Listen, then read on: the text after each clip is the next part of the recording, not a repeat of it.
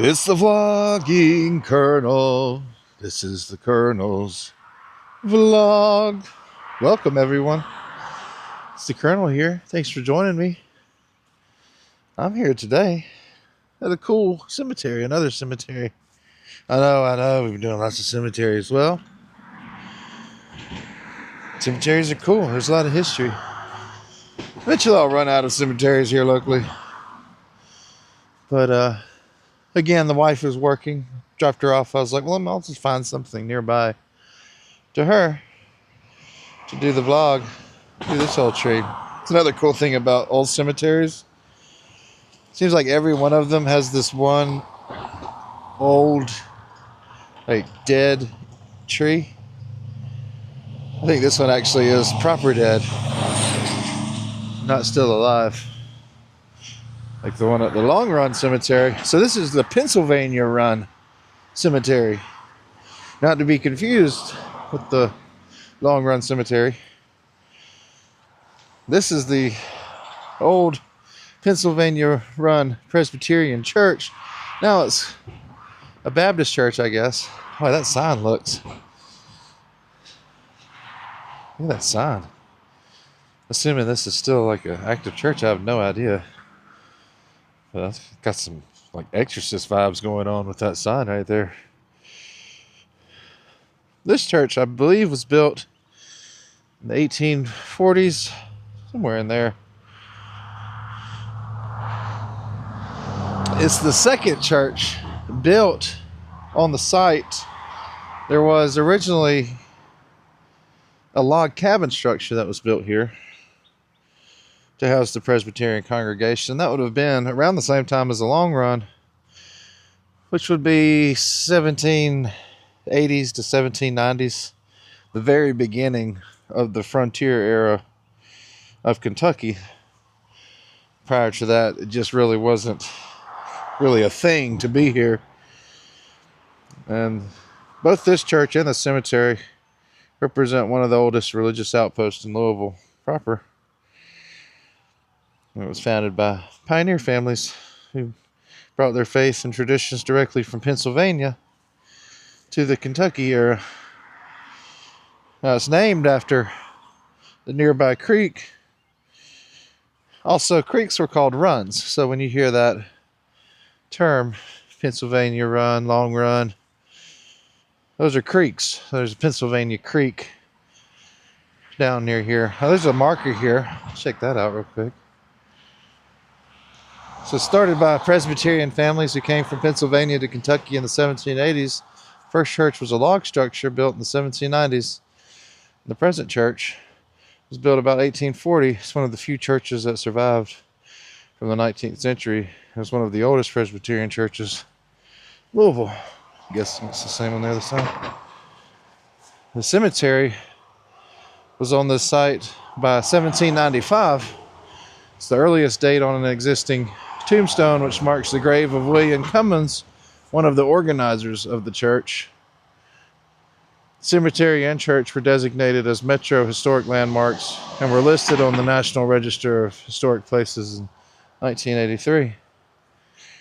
So there you go. Now the congregation was originally formed around 1789 to 99. The present frame building was constructed in 1840.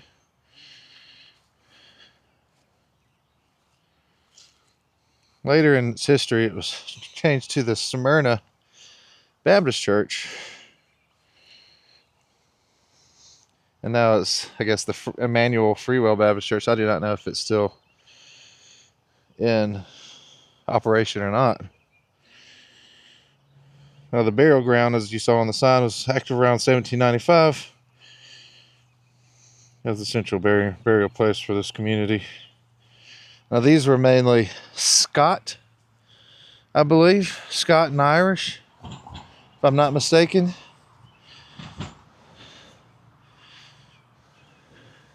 As far as the congregations here.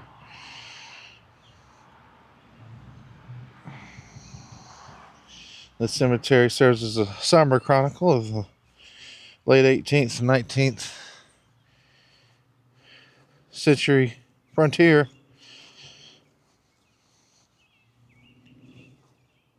Cemetery contains the remains of several Revolutionary War heroes and veterans and early settlers who established the Pennsylvania-run community.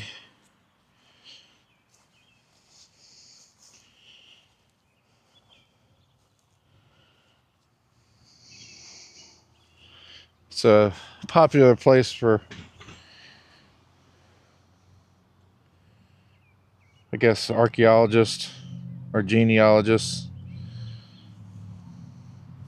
that are looking for information or tracing genealogies from the Bullet Licks salt trading era.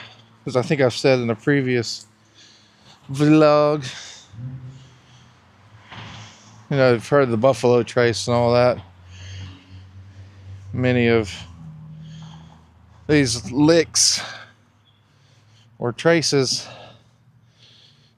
and creeks held salt and mineral deposits. It's very well known in Kentucky. Not the word I'm looking for, but salt is just naturally formed salt and mineral deposits in the water. Consider it hard water, mineral rich.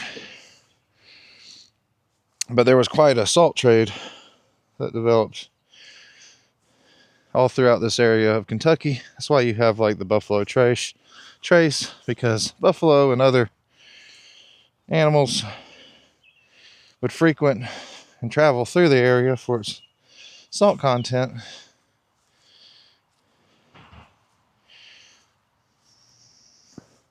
And it also became, an industry in the area back in the 17 and 1800s.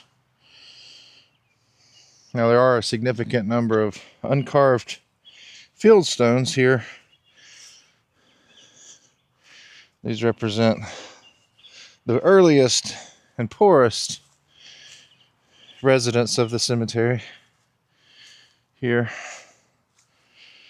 Many of them helped to build the original log structure and grounds.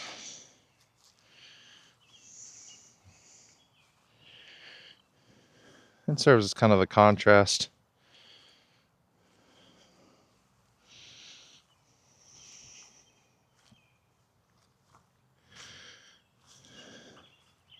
Yeah, I just kind of decided to come here because I was in the area. Now you can see there's plenty of modern burials here, so it's definitely still an active cemetery. Now, one of the prevailing legends here, getting into more of the paranormal end, a lot of people are interested in that. Every old historic property has one. There's a legend of a lady in white here who many believe to have been a very early 1800s pioneer woman who died likely of starvation and lost her child as well, and was buried here somewhere along the back fence line. Many say, though, there's not a specific grave marker headstone. She doesn't have a name as far as we know. But there is a grave there in the back that a lot of people say is her grave. But she's a local apparition.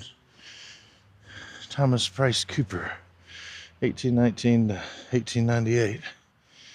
It's an early one.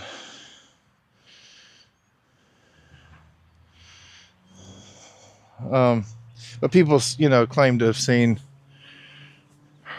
her apparition walking in between the graves at night, particularly the older graves over here in this area, looking for her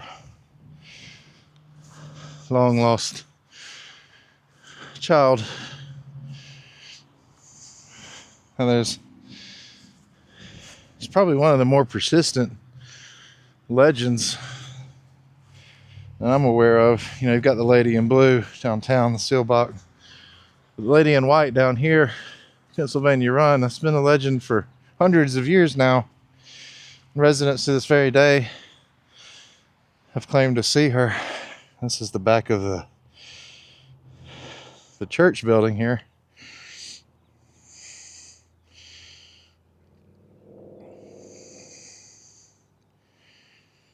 There's another legend of the lady in white that says that she actually died on her wedding night. But we'll never know. Numerous accounts just describe a woman in a long, flowing white dress standing on the church steps. We're over here near the belfry entrance. When approached or caught in the flashlight beam, she doesn't run. She simply fades away right in front of you. Old above ground vault here. Rare to see one of these that has not been broken. The wife was like, "Oh, you can put me in one of those." I was like, "They'll get you. They'll get you in there. Those above ground vaults, they'll get you." It's rare that I go to an old cemetery, see one of those that has not been at some point opened up. Very old graves here. This is death in 1835, 1837.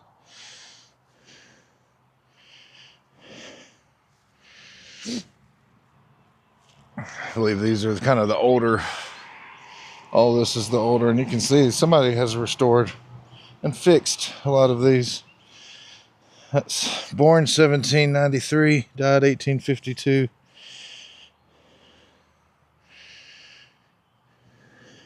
So if they were born in 1793, they were probably a baby born in the original log church that was here, probably of the first generation of congregations. Probably they were born as a little baby, lived and grew old and died here.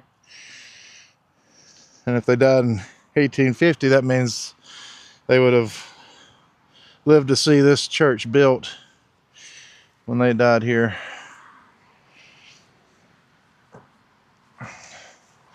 Another big obelisk over here. It's a pretty little shaded area over here.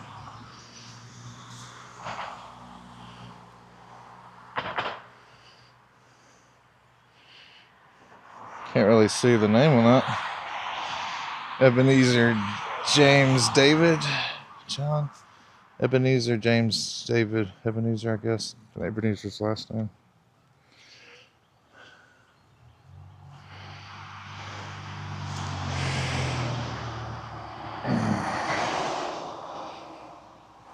But yeah, super cool. Now there's other legends and stuff associated with the building here. Get over here to it. Visitors have frequently reported seeing a dim and flickering light up there in that belfry. You see there's a bell up there still. But they've seen flickering lights moving behind the louvs of the Square Belfry Tower late at night. According to local lore, this is actually the White Lady up there with the candle, looking out, gazing out, searching for the same lost child.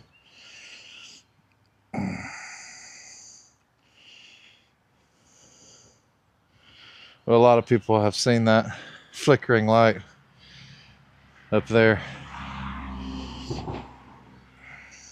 And apparently the church is no longer active, but people do still hear that bell. The bell mechanism is believed not to be operational. But locals report hearing the sound of a single muffled toll emanating from the tower during nights with a full moon or heavy fog. Additionally, there's a second upper floor window, or second floor window, one of these, where people claim to see a pale feminine face looking down. Urban legend hunters often photograph this window, claiming to capture humanoid faces. I don't know which window it is exactly, but yeah, there you go.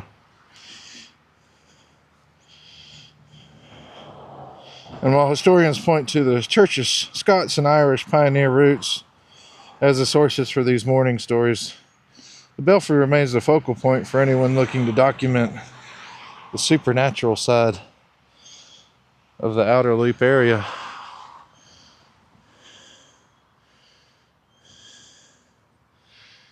It has an interesting aura to it, you know, and I'm not like a paranormal believer or any of that. Well, I wouldn't say I'm not. I don't just subscribe blindly to every story and all that. But I say it when I see it, you know, or feel it. There's a interesting thing going on here at this church. I also kind of smell the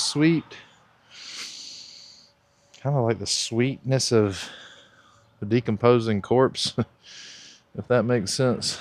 It's not like the foul, full-bodied, but I'm catching like whiffs of decomposition, which could be anything. Dead animal on the side of the road, anything. But yeah, I think that's it. Just wanted to check it out because I was in the area of Pennsylvania Run Cemetery. Probably one of the second oldest. I think Long Run's just a couple years earlier. So I imagine any other cemeteries that I'm looking at are going to be younger, at least in this area in Kentucky. There's a recent, got Betty Boop. 98 years old. Haven't got her stone down yet.